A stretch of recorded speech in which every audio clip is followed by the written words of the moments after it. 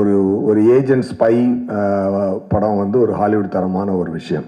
அதை வந்து நம்ம ஊர் மக்களுக்கும் கனெக்ட் ஆகிற மாதிரி, புரிகிற மாதிரி, முக்கியமாக என்டர்டெயின் பண்ணுற மாதிரி அதை வந்து ரொம்ப அழகாக கன்ஸ்ட்ரக்ட் பண்ணியிருந்தார் டைரக்டர் மித்ரன் சார். ஒவ்வொரு நல்ல டேரக்டராக இறைவன் கொடுக்குறான் எனக்கு. நல்ல நல்ல மாதிரி நம்மளை செதுக்குறாங்க. நம்மளும் டேரக்டர் என்ன சொல்கிறாரோ அதை பிடிச்சி போய்டுறது. அதுதான் அதோடைய ஹைலைட்டாக இருந்துச்சு. நான் ரொம்ப என்ஜாய் பண்ணேன். இந்த டே பிஃபோர் எஸ்டர்டே கூட ஒரு வைட்டல் சீன் ஷூட் பண்ணாங்க டைரக்டர் சார். அது கிட்டத்தட்ட ஒரு ஃபுல் டே, நெக்ஸ்ட் டே வந்து கண்டினியூ பண்ணி நைட்டு 2:20 வரைக்கும் ஷூட் பண்ணோம்.